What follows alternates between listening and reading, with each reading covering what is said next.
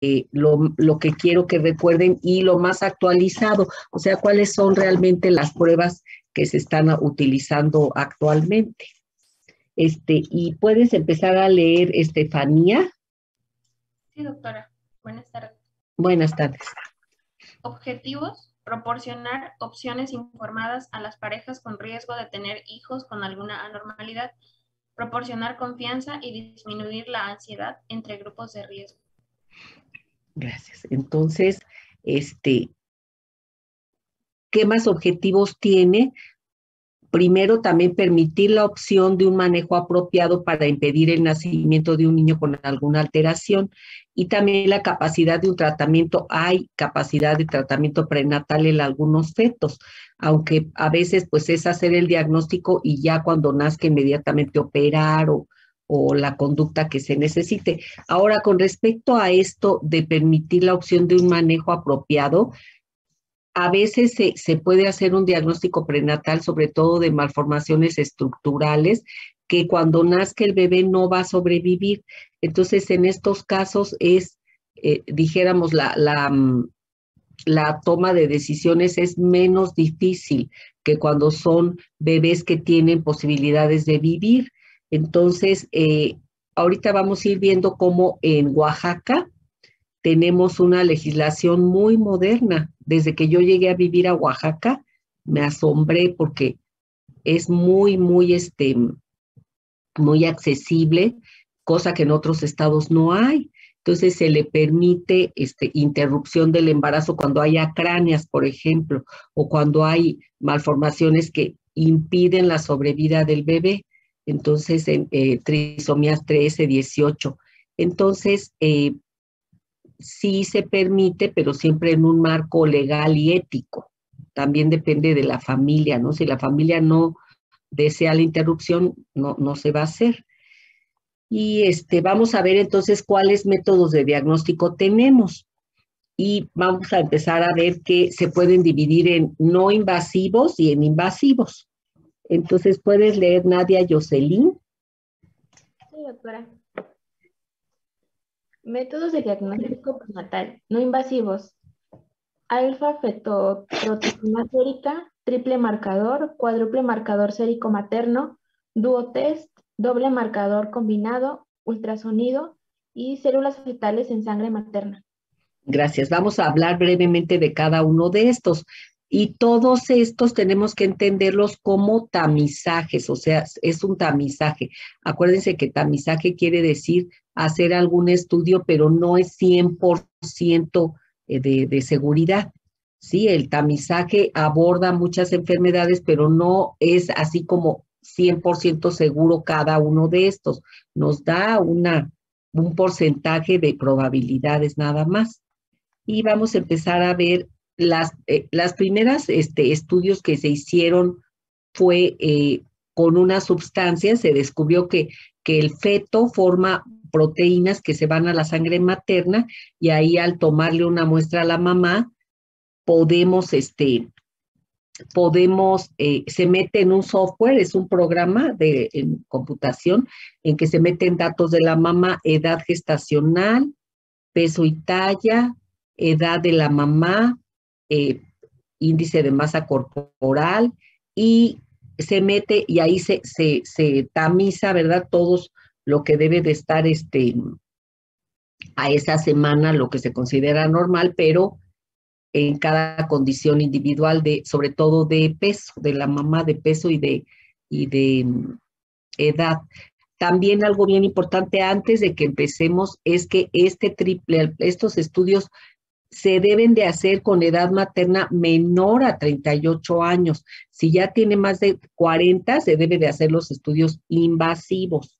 ¿Por qué? Hay una razón, porque se va a desfasar, o sea, ya por la edad materna, ya nada más por la edad ya tiene un riesgo alto y al meter las variables en el software, pues salen alterados. Entonces, ¿puedes leer, por favor, Ana Laura? Claro, doctora.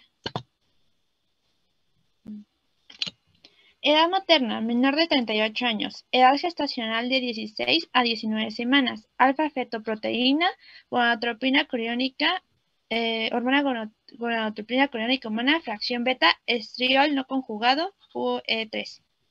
Gracias. Entonces, el triple marcador todavía se realiza, por supuesto.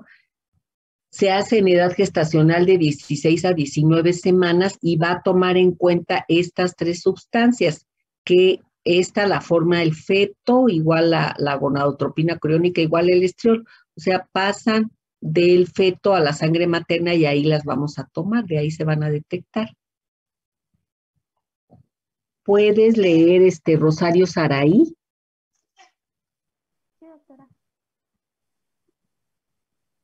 Cuádruple marcador, edad gestacional de 16 a 19 semanas, gonadotropina coriónica humana, fracción beta, alfa-fetoproteína, estriol materno no combinado e inhibina.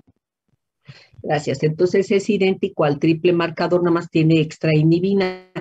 Esto entonces, ¿cómo nos lo reportan? Nos reportan una gráfica con la cantidad de cada uno de estos elementos y junto ya sale la gráfica, ¿no? De que dice riesgo mayor para cromosomopatías, por ejemplo, para defectos de tubo neural, etcétera. O sea, nos reportan probable riesgo para algún defecto de nacimiento.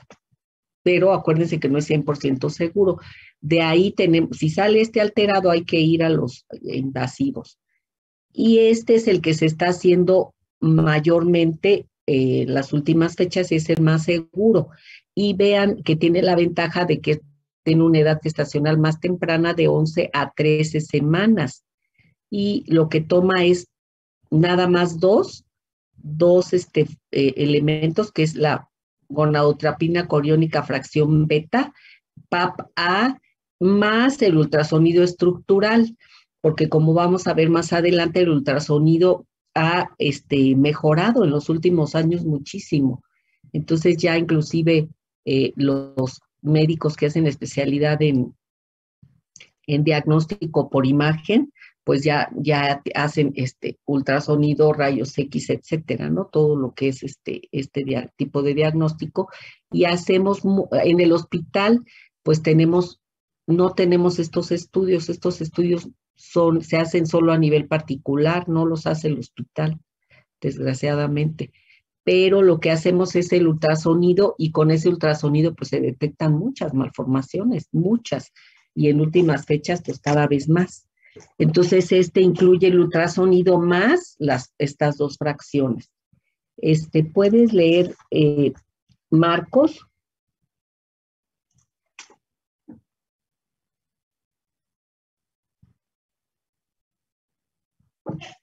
¿O puedes leer Yulisa? Sí, doctora. Alfa-fetoproteína. Fue reconocida como una globulina fetal específica en 1956. Es sintetizada por el saco de Yolk, el tracto gastrointestinal y el hígado fetal. En el plasma fetal, los mayores niveles se alcanzan en la semana 10 a 13 y declinan progresivamente. Gracias. Entonces, la alfa-fetoproteína pues fue de las primeras proteínas que se reconocieron, ¿no? Para este tipo de estudios. Y tenemos que causas de que se puede elevar. ¿Puedes leerlo, Diana Paula?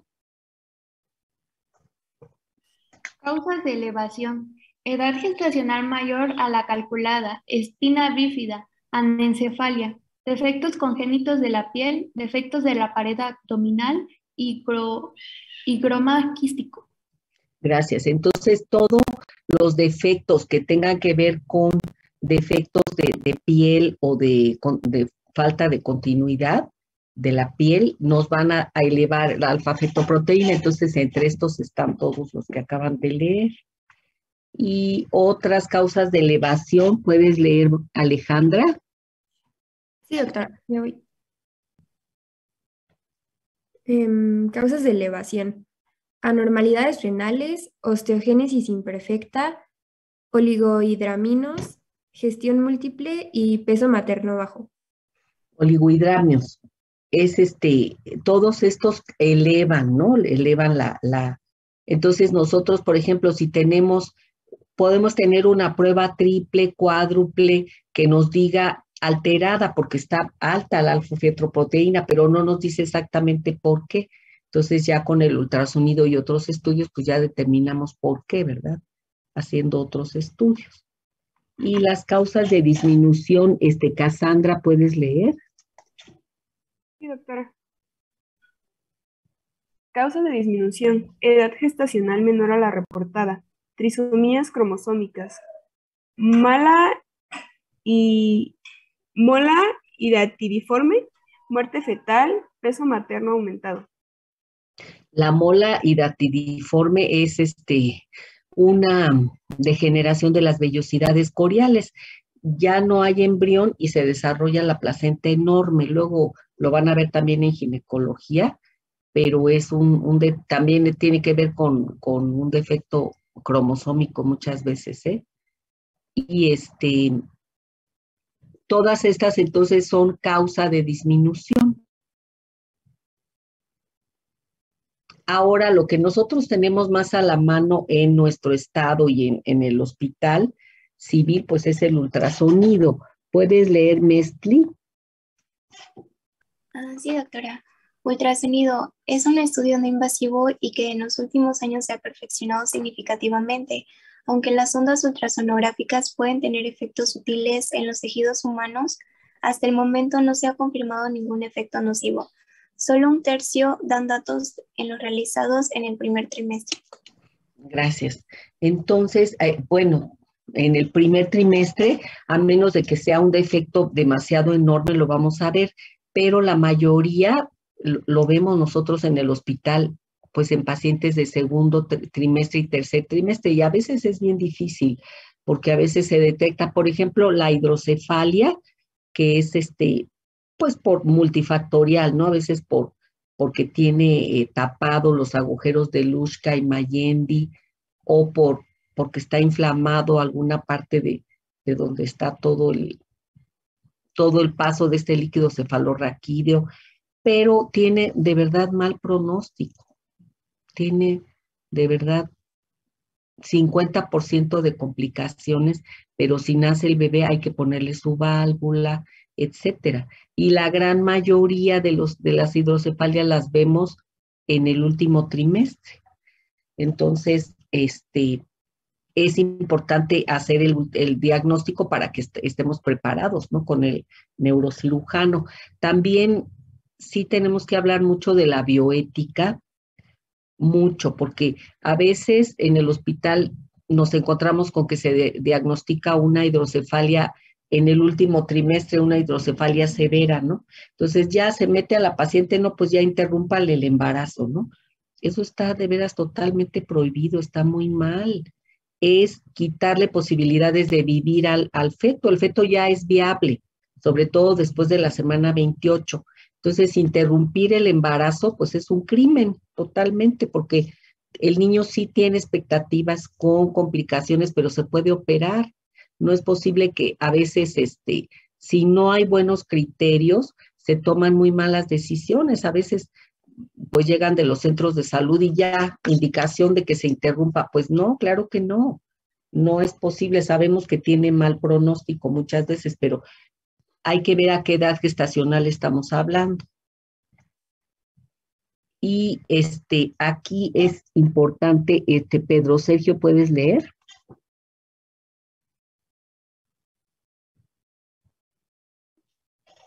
¿Puedes leer, Sherlyn? Sí, doctora. Disculpe, ¿se puede ver mi cámara? Sí. Ok. Ultrasonido. Es muy importante realizar un ultrasonido en cada trimestre. El estructural requiere personal con experiencia y tiempo. Los ultrasonidos del segundo trimestre son en los que más se detectan malformaciones congénitas estructurales. Gracias. Entonces, en todo la vigilancia prenatal hay que hacer ultrasonido cada trimestre. ¿Y qué es lo que vamos a diagnosticar? Cada día se diagnostican más síndromes. Arturo, ¿puedes leer? Sí, doctora. Desórdenes monogénicos. holoprosencefalia, riñones poliquísticos, síndrome de Meckel-Gruber y también desórdenes multifactoriales como el labio hendido, el pie equinovaro y defectos de tubo neural. Gracias. Entonces, cada vez se diagnostican más y con personal capacitado podemos hasta hacer diagnóstico. Por ejemplo, falla de no tienen el cuerpo calloso o tienen riñones poliquísticos, etcétera. Hasta labio hendido, pie equinovaro. Todos estos, ¿qué vamos a hacer? ¿Cuál sería la conducta? Pues nada más implementarle, darle más ácido fólico a la mamá, que ya no vamos a quitar la malformación, pero al nacer inmediatamente pues ya tienen que ser valorados por cirugía y ortopedia, por ejemplo.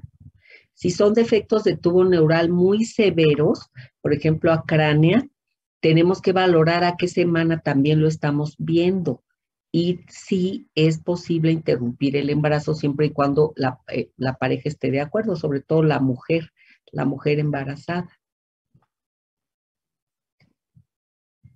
Ahora hay muchas anomalías que nos pueden indicar un síndrome, por ejemplo, los genitales, porque si el médico que está haciendo el ultrasonido tiene experiencia, pero no puede determinar si es niño o niña, pues puede ser una ambigüedad genital. El higroma quístico, que está en el 50% de las cromosomopatías, la polidactilia, el onfalocele, defectos radiales, que son parte de algún síndrome. Aquí, por ejemplo, esto que estamos viendo con las flechitas es un líquido que es el higroma quístico, que está aquí en esta región de la nuca. Entonces, todos los bebés, ya los aparatos de ultrasonido modernos, miden exactamente cuántos milímetros son lo normal y inmediatamente sale ahí en el ultrasonido que tiene alguna, que está un poquito elevado. Por ejemplo, aquí es un higroma quístico que está aumentado el líquido en toda esta región. Aquí también vean, estaba aquí en la nuca, pero se fue hasta acá todo esto del tórax. Entonces es muy grande este higroma quístico. ¿Qué creen qué defecto sea? A lo mejor hidrocefalia, doctora. Sí, es una hidrocefalia. Es una hidrocefalia en esta posición y después pues se le van a hacer más cortes para ver si abarca otros lóbulos. Es bien difícil la hidrocefalia, bien difícil para tomar decisión, pero si nosotros detectamos una hidrocefalia de este tipo, así muy severa, y el feto no ha cumplido 20 semanas, está sujeto a que pueda interrumpir el embarazo, porque tiene muy mal pronóstico cuando se detecta muy temprano. Y también ahora hay un ultrasonido que se llama de cuarta dimensión, que es como para todo lo estructural, es ¿no? Sí, es Entonces se ve bien bonito, ¿no? Se ve la carita del bebé y la forma y todo, pero el que nos importa es el otro, porque el estructural, porque vemos por dentro, vemos riñones, vemos cómo se mueve el corazón, sus 4 cámaras, todo, los labios, el abdomen que esté cerrado, el cordón umbilical, cómo son sus manos y sus pies, todo. En cambio, en bueno, pues sí también, ¿no? Sí es posible ver bastantes cosas, pero es mucho mejor para valorar defectos el otro. En sí se puede ver también defectos de cara. A veces aquí vemos el labio fisurado, etcétera. Y vamos a ver este estudio de DNA fetal que es Montserrat, lo puedes leer, que es uno de los estudios que es más recientes. Sí, doctora. Estudio del DNA fetal. Actualmente se puede obtener ADN fetal libre, cell-free fetal DNA of DNA, de la sangre materna, el cual puede ser utilizado para el diagnóstico de alteraciones cromosómicas tales como las aneuploidías o enfermedades monogénicas, al igual que la identificación del sexo y el RH fetal. Gracias. Entonces, también se descubrió hace un poquito más de 10 años que igual en la sangre materna hay sangre del bebé flotando, hay células del bebé, y durante el embarazo pues están en mayor cantidad, pero ¿qué creen? Que toda la vida nos quedamos con células de nuestros hijos, en nuestra sangre. Entonces sí, de verdad que las mamás sí tenemos adentro a nuestros hijos, porque ahí se quedan para toda la vida estas células, pero durante el embarazo es una cantidad mucho mayor. Entonces se puede obtener este DNA fetal y se puede purificar y de ahí se hacen como unos screenings. Este estudio pues es muy caro, pero sí se ha hecho ya últimamente en varios laboratorios. O sea, la comparación con el doble marcador, por ejemplo, que puede costar 2,500, por ejemplo, para que se den una idea, y puede costar de 10 a 15,000 pesos. Es muy caro, pero ha tenido pues mucha aceptación, sobre todo pues en algunos hospitales privados, ¿no? De la Ciudad de México. ¿Lo puedes leer, Yanni Yaret? Sí, doctora. Estudio de DNA fetal. El CFE, bueno, no sé cómo se pronuncia. DNA se obtiene de la apoptosis, destrucción celular de células placentarias o de eritrocitos precursores de glóbulos rojos fetales que atraviesan la placenta pasando a la sangre materna. Los test diagnósticos de cfDNA no son una prueba diagnóstica, no sustituyen a la ecografía del primer trimestre ni a las pruebas invasivas. Y aunque constituyen probablemente el test de cribado más exacto que existe, no sustituye al cariotipo fetal. Actualmente, gold estándar del diagnóstico de aneuploidías. Gracias. Entonces, el estudio de ADN, de DNA fetal, es un tamizaje igual. Entonces, nos determinan. Yo ya he visto muchas pacientes que me llevan el estudio y ahí dice probabilidad de trisomía 18, probabilidad de trisomía 21. Y de ahí, ¿qué tenemos que hacer? Pues tiene que ir a la prueba segura, que es el cariotipo fetal, que ahorita lo vamos a ver. Entonces, este estudio se hace con sangre materna y con gradientes de densidad y se centrifugan. De aquí se obtienen estos células de apoptosis y se hacen se marcan con fluorescencia y de ahí ya se estudian directamente, se les hacen estudios ya directo a estas células fetales que se obtienen de la sangre de la mamá. Y también, aparte de que se les pueden hacer muchos estudios bioquímicos de mediciones, como el parecido a la prueba cuádruple, se les puede hacer FISH. Se les puede hacer FISH a las células fetales. Por ejemplo, aquí sería una trisomía 21, por ejemplo, porque se pintó de verde este cromosoma, en células en interfase. Entonces es mucho más rápido que hacer un cariotipo, pero no es 100% seguro, tenemos que confirmarlo.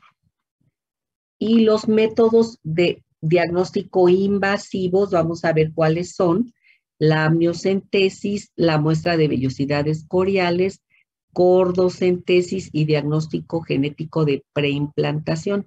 Todas estas pruebas pues requieren un equipo más preparado, requieren un equipo de médicos, generalmente son médicos de medicina fetal o de medicina de embarazo de alto riesgo o medicina fetal, que es como una subespecialidad de ginecobstetricia, más genética. O sea, tienen que trabajar juntos.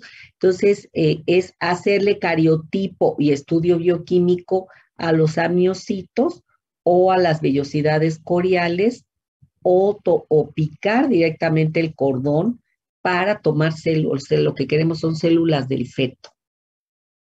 Y diagnóstico genético de preimplantación, que también pues sale muy caro, pero es por técnicas de FISH, de FIV, que es fertilización in vitro, y de ahí se toma el embrioncito y solo se implantan los que estén normales, pero ahorita vamos a explicar cada una de estas. Entonces, ¿cuáles serían las indicaciones para un método invasivo? ¿Puedes leer, Carla? Sí, doctora.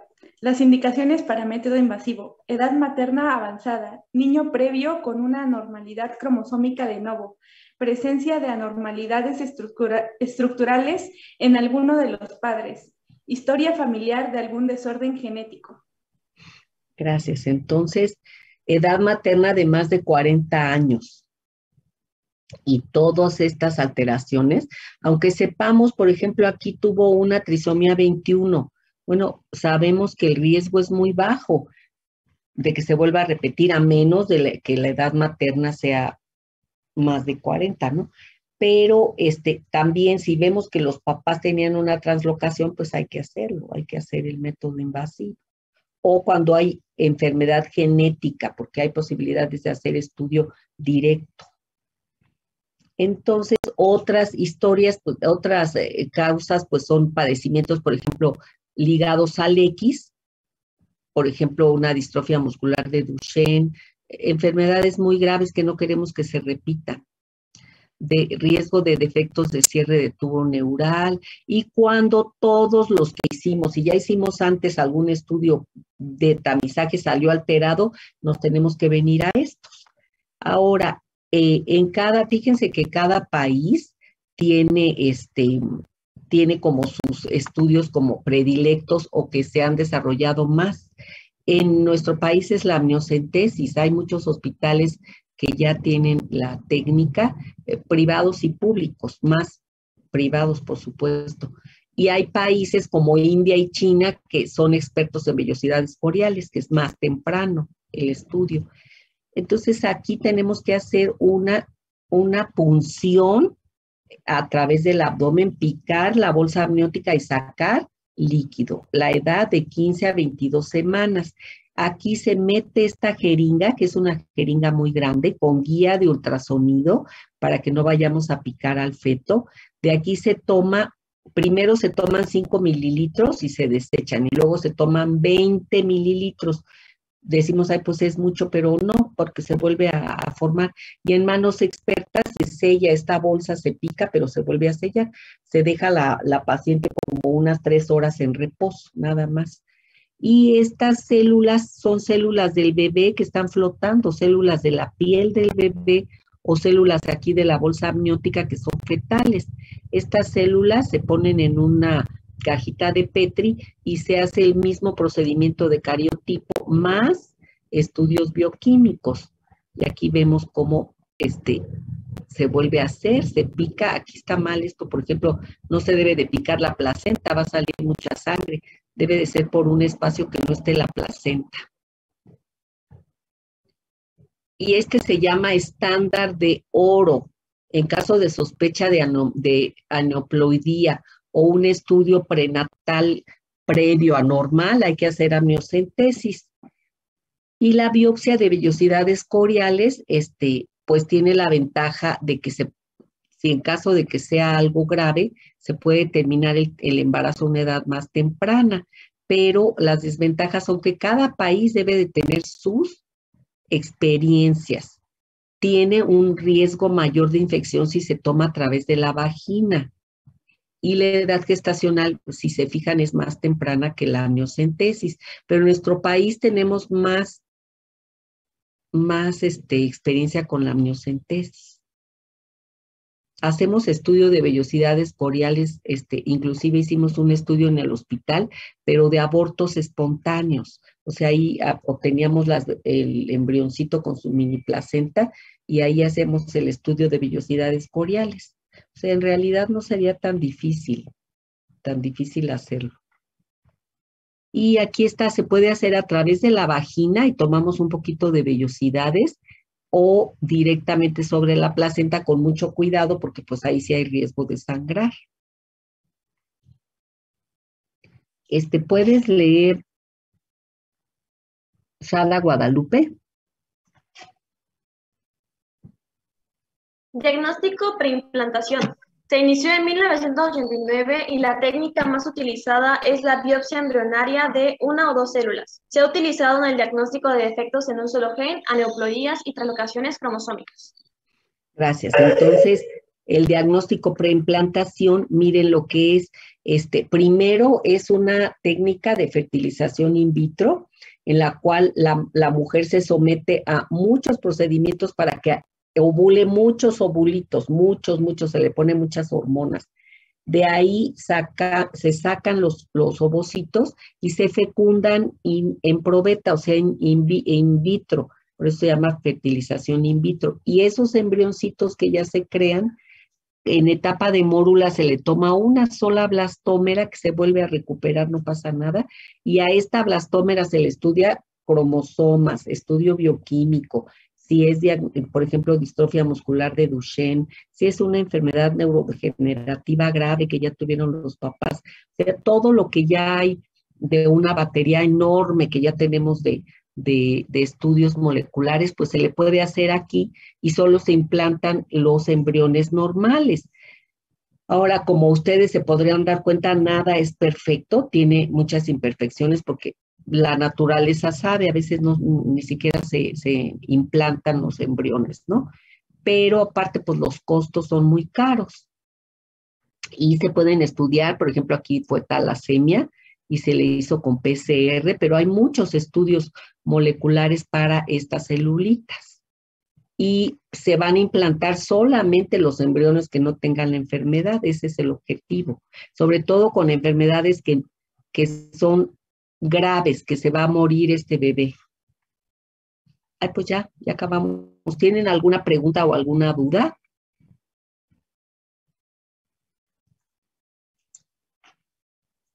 No, todo bien, gracias. Sí, acuérdense que ya nada más para terminar, pues que el diagnóstico prenatal, igual que todo en medicina, va avanzando a veces muy rápido la técnica, todas las técnicas. Es posible implementarlas. Nosotros en el hospital ya tenemos esas posibilidades, pero a veces lo que necesitamos es preparar al equipo médico para que se tomen las mejores decisiones, porque como les digo, a veces se exagera en tratar de interrumpir embarazos que son niños que pueden vivir, por ejemplo, gastrosquisis, vemos que está, ya vimos en los defectos, ¿no? Que está todo el intestino de fuera, pero los médicos que tenemos son expertos para hacer estas cirugías, que va a sufrir el bebé, sí, también la familia, claro que representa mucho trabajo, pero no es como para que interrumpan el embarazo, o sea, hay que darle oportunidad, claro que es cada pareja, ¿no? No debo de opinar. Y algo súper difícil que les voy a decir, así creo que lo más difícil para interrupción del embarazo son los niños Down. Los niños Down en la lista de interrupción del embarazo sí es posible y se pueden detectar con ultrasonido, con el dúo marcador, cuádruple, triple, con la amniocentesis, biopsia de vellosidades. Hay mucho acceso a poderlo diagnosticar y sin embargo, pues, ¿qué dicen todas las sociedades de los chiquitos Down? Pues que son niños que pueden tener una vida feliz, ¿no? Que pueden tener una vida y que tienen derecho a vivir, pero también está la contraparte porque hay personas que dicen, no estoy capacitado ni emocionalmente ni económicamente para recibir a un niño con problemas. Entonces, pues todo esto es lo que les digo que es muy difícil y las decisiones no nos corresponden, son equipos de apoyo. No sé si tengan algún comentario, ¿alguien quiera comentar algo?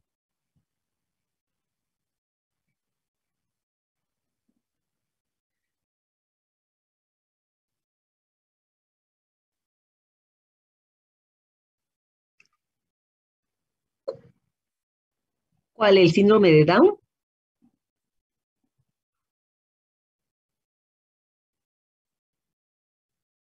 Sí. Ay, pues sí, esta es la más difícil, pero